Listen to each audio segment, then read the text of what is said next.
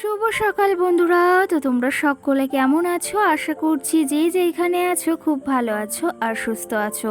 আজ নতুন আরও একটি ভিডিও তোমাদের সকলকে জানাই অনেক অনেক ভালোবাসা। আজকে হলো রবিবার আর এখন কিন্তু ঘড়ি কাটাতে সময় হয়েছে ওই সকাল 6:30 মতো। তো আজকের ব্লগটি আমি এই সকাল থেকেই শুরু করছি তোমাদেরকে সাথে নিয়ে। আশা করি আজকের ব্লগটি তোমাদের খুব খুব ভালো লাগবে। তো চলো দেখতে থাকো। আজকে না অনেকটা সকালে ঘুম থেকে উঠেছি অন্যান্য দিনের থেকে। ওই অনেকটা সকাল বলাটাও ভুল, ভোরবেলা কিন্তু ঘুম থেকে উঠেছি। আজকে ঘুম থেকে উঠেছি 4:30-র সময়। আর তারপরে না দুটো চোখের পাতা আর একই করতে পারছিলাম না। তার জন্য উঠে সংসারে যে সমস্ত কাজবাজ ছিল সমস্তটা কিন্তু সেরে নিয়েছি। আর সঙ্গে সকাল সকাল আজকে কিন্তু স্নানটাও সেরে এসেছি। আজকে কিন্তু ঘুমটা একবার ভেঙেছিল ওই 3:30-র সময়, তারপরে আবার ঘুমিয়েছিলাম ওই 4:30-র সময় ঘুমটা ভেঙেছে। তো সেই ক্ষেত্রে তারপরে উঠে সমস্ত কাজবাজ যেগুলো থাকে সংসারে সমস্তটাই টুকটুক করে সেরে নিয়েছি। আর আজকে সকালে না যখন উঠেছি একটুও বৃষ্টি পড়েনি, আর এই অবধি কাজ করেছি একটুও কিন্তু বৃষ্টি হয়নি।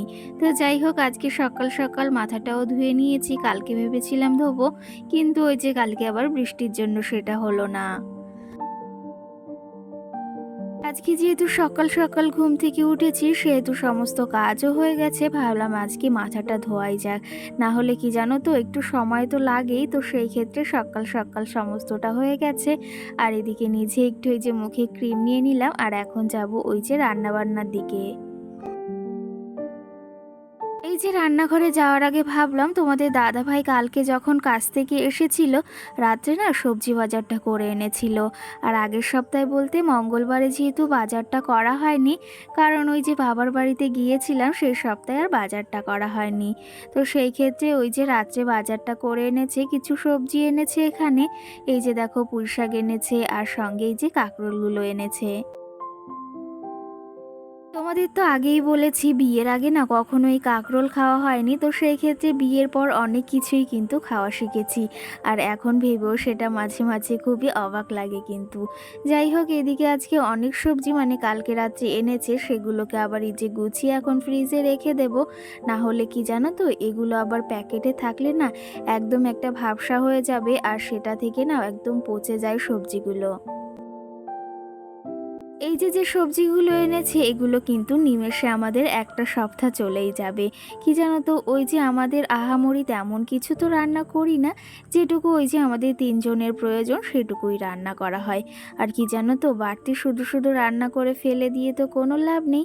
সেই ক্ষেত্রে যেটুকু প্রয়োজন সেটুকু যদি রান্না করি এতে কিন্তু অপচয়টা কম হয়, আর এই যে জিনিসটাও অনেকটা বাঁচে। কি জানো তো, আগে তো ফ্রিজ ছিল না, এখন অন্তত ফ্রিজ হয়েছে, ওই যে বাবার বাড়ি থেকে দিয়েছে। কারণ কি জানো তো, আগে না অনেকটা খাবার নষ্ট হয়ে যেত, তারপরে ফ্রিজেরও প্রয়োজন ছিল, সেই ক্ষেত্রে বাবার বাড়ি থেকে দিয়েছিল। আর এখন এই যে ফ্রিজ হয়েছে অনেক কিন্তু উপকার হয়েছে। কারণ কি জানো তো, বাসি খাবার থাকলে সেটাও রাখা যায়, সঙ্গে এটা ওটা রাখতে হয়, সবজিটাও রাখতে হয়। ওই যে সময় সুযোগ বুঝে সবই হবে, কিছুটা আগে কিছুটা পরে। তো যাই হোক, সবজিগুলোকে আমি কিন্তু ঘরে সুন্দর করে ফ্রিজে রেখে এসেছি, আর সঙ্গে আমার চাটাও বসিয়ে দিয়ে এসেছি। এইদিকে এই যে কিছু জামা কাপড় সকালে কিছু বলতে আজকে যখন দেখেছি ওয়েদারটা ভালো না, তখন আজকে এক গাবলা মানে এক বালতি জামা কাপড় এই যে ধুয়েছি। আর সেগুলো এপাশে কিছুটা মেলেছি, ওপাশে কিছুটা মেলেছি। কি জানো তো, এই বর্ষা বৃষ্টির দিনে যদি সকাল সকাল ওয়েদারটা বেশ ভালো দেখি না, তাহলে কিন্তু মনটাও ভালো হয়ে যায়। আর কি জানো তো, ভাবলাম সকাল সকাল আকাশটার ওয়েদার যখন ভালো রয়েছে, তাহলে অনেক জামা কাপড় জমা হয়ে রয়েছে সেগুলো সকাল সকাল ভিজিয়ে একদম কেচে দেওয়া যাক। আর তাই করেছি, সকাল সকাল সমস্তটা কেচে ধুয়ে মেলে দিয়ে এসেছি। আর এই যে সকালে যে বাসি থালা বাসনগুলো ছিল সেগুলো এখন সুন্দর করে সাজিয়ে রাখছি। কি জানো তো, রান্নাঘরটা যতক্ষণ না সুন্দর পরিপাটি করে গুছিয়ে না রাখি না, ততক্ষণ কিন্তু ওই রান্নাঘরে রান্না করতে একদমই ইচ্ছা হয় না।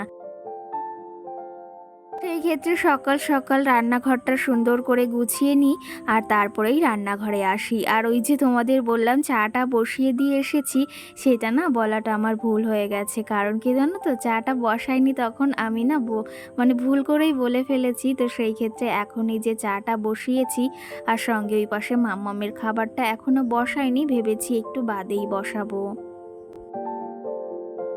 চাটা বসিয়ে সোজা চলে এসেছি আবার ঘরে। কারণ কি জানো তো, মাম্মামের কিছু জামা কাপড় রয়েছে, সেগুলো এই যে একদম ভাঁজ করে জায়গা মতো রেখে দেব। এই যে রান্না করার ফাঁকে ফাঁকে না এই টুকিটাকি কাজগুলো না করে থাকি, তাহলে ওই যে ওইদিকে রান্নাটাও হয়ে যায় আর এইদিকে একটু সময় থাকে ওর ভেতর, সেই সময়ের ভেতর আমি এই কাজগুলোকেও করে ফেলতে পারি। না হলে একবারে ওই রান্নার দিকে পড়ে থাকলে না আরও সমস্ত কাজ, অনেক টুকিটাকি কাজ কিন্তু পড়ে থাকে।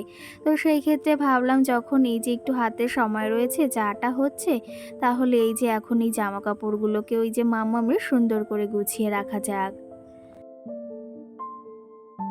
কি জানো তো, ছোট্টবেলা থেকেই মাম্মামের জামা কাপড়গুলো কিন্তু ওই ধামাতেই রাখি। আর ওই যে তোমাদের তো বলেছি মাম্মামের জন্য একটা ওয়ার্ড্রপ কিনবো, তো সেই ক্ষেত্রে যতক্ষণ না কিনছি ততক্ষণ কিন্তু ওতেই রাখতে হচ্ছে। আর আশা করি খুব তাড়াতাড়ি সেটা নেব, তোমাদের সঙ্গে সেটা শেয়ার করব। যাই হোক, ওইদিকে ঘরের কাজ করে এখন সোজা চলে এসেছি আবার রান্নাঘরে, কারণ এখন রান্নাটাও করতে হবে। আর আজকে না সকাল সকাল জলটাও শেষ হয়ে গেছে, তার জন্য না ভাতটা আগে বসাতে পারছি না। তো উচ্ছে আলু ছিল এদিকে, ভাবলাম উচ্ছে আলু আজকে সকাল সকাল একটু ভাজা করা যাক। আমাদের বাড়িতে না উচ্ছে আলু ভাজাটা ভীষণ পছন্দ করি, আর আমি কিন্তু উচ্ছে আলুটা একটু অন্যরকমভাবে ভাজি, সেটা হয়তো তোমরা দেখতেই পারবে। এইদিকে দেখো উচ্ছেগুলো আগে কেটে নিয়েছি ঝুরি ঝুরি করে, আর সঙ্গে এইদিকে এই যে দুটো এখন আলু দেব। এর ভেতর আলু না দিলে না উচ্ছের ভেতর তেমন একটা ভালো লাগে না, তার জন্য এখানে আলুটাও কেটে নিলাম।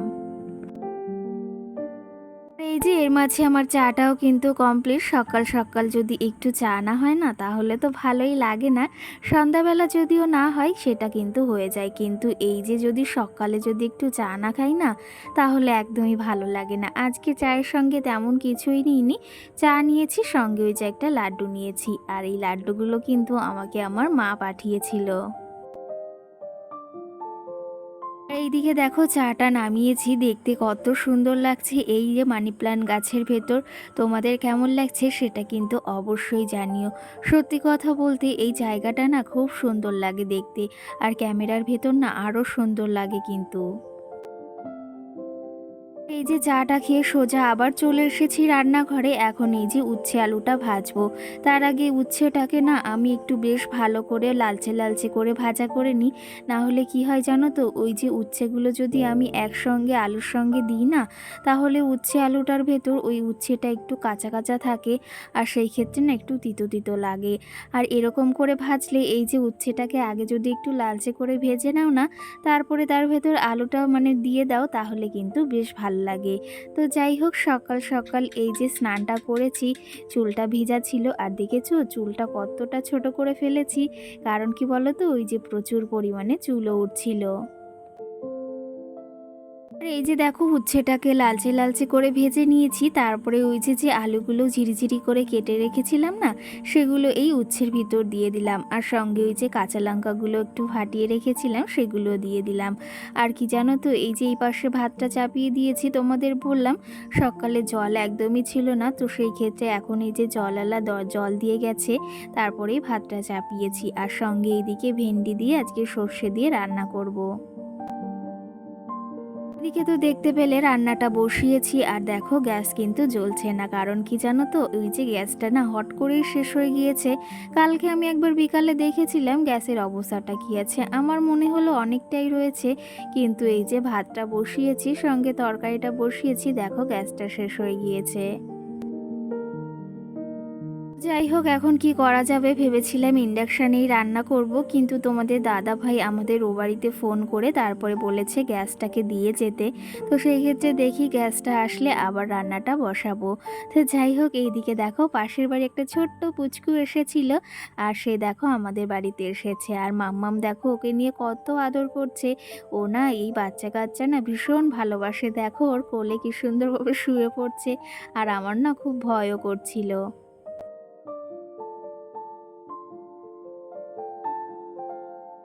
যাই হোক, সকাল সকাল মাম্মাম সোনাও ঘুম থেকে উঠে গেছে, ওর পাপাও উঠে কাজে চলে গেছে।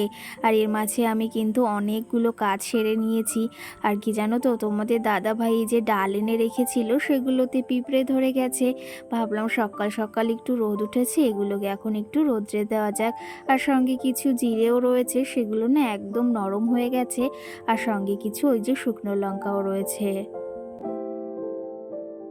আর এই যে ওইদিকে ডালগুলোকেও নামিয়ে রেখেছি, সঙ্গে এই যে জিরেগুলোকেও নামিয়ে রাখলাম। কারণ কি জানো তো, ওই যে বেশ কটা দিন বাড়িতে ছিলাম না, এই লঙ্কাগুলোর সঙ্গে জিরেগুলো না একদম নরম নরম হয়ে গেছে বললাম, তো সেই ক্ষেত্রে একটু রোদ্রে দিলে না এগুলো একটু মচমচে হবে। এদিকে এই যে ডালটা আর শুকনো লঙ্কা জিরেটা রোদ্রে দিয়ে দিলাম, তার সঙ্গে এই যে ঘরে ওই যে কুমড়ো এনেছিল সেটাকেও একটু রোদ্রে দিয়ে নিলাম।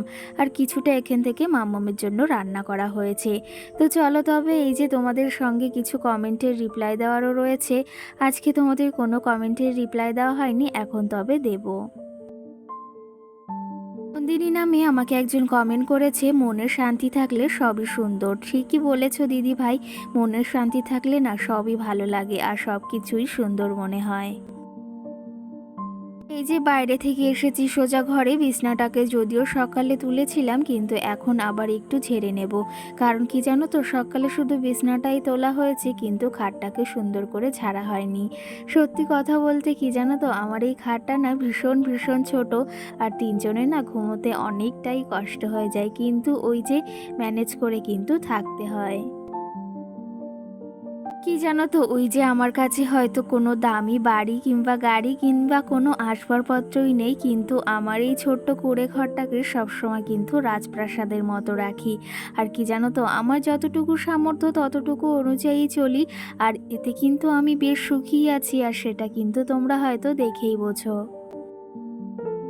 শুধু যে সুখী থাকার জন্য লাক্সারি বাড়ি বা গাড়ি বা দামি দামি ফার্নিচারের প্রয়োজন হয় সেটা কিন্তু নয়। সুখী থাকার জন্য কিন্তু একটা সুন্দর মনের সাথে সাথে সুন্দর একটা জীবনসঙ্গীরও দরকার আছে। ওই যে বললাম, আমার কাছে কোনো লাক্সারি বাড়ি বা লাক্সারি গাড়ি কিছুই নেই, সেই ক্ষেত্রে আমার যতটুকু আছে ততটুকু কিন্তু আমার ওই ছোট্ট কুঁড়ে ঘরটাকে লাক্সারি ঘরের মতো বা লাক্সারি বাড়ির মতো করে রাখার চেষ্টা করি। আর সেটাও কিন্তু তোমরাও ইচ্ছা করলে পারো। সত্যি কথা বলতে, আমাকে একটা দিদিভাই ওই যে বললাম কমেন্ট করেছে, মনের সুখ থাকলে বা শান্তি থাকলে সমস্তটাই সুন্দর মনে হয়। এই কথাটা কিন্তু একদমই বাস্তব। কি জানো তো, ইচ্ছা থাকলে মাটির ঘরকে বা মাটির বাড়িকেও কিন্তু লাক্সারি ঘর বা লাক্সারি রুম বানানো যায়। সেই ক্ষেত্রে সবই কিন্তু ইচ্ছার উপর নির্ভর করে। তো যাই হোক, ওই যে দেখতে পেলে একটা কাকা এসেছিল, তার থেকে ভেবেছিলাম একটা কড়াই নেব। কড়াইটা যদিও খুবই ছোট ছিল, সেই ক্ষেত্রে দুটো এখানে গাবলা নিয়েছি। আর খুবই কিন্তু কম প্রাইসেও পেয়েছি। প্রথমেই ভেবেছিলাম ওই কড়াইটাকে রাখবো, কিন্তু কড়াইটা এতটাই ছোট হয়ে গেছে সেই জন্য আর রাখলাম না। এই দুটো গাবলা রেখেছি, আমার তো ভীষণই পছন্দ হয়েছে। আর তোমাদের ওই যে বললাম কেমন লেগেছে অবশ্যই জানিও। তো চলো তবে, এদিকে এগুলোকে এখন আবার জায়গা মতো রেখে দিই। আর আমার প্রয়োজন ছিল সেটা কিন্তু এই যে আজকে কিনেও নিলাম। তো চলো তবে, আজকের ব্লগটিও বেশি বড় করব না, এখানেই শেষ করব। তোমাদের আজকে ব্লগটি কেমন লেগেছে অবশ্যই জানিও। সকল বন্ধুদের টাটা।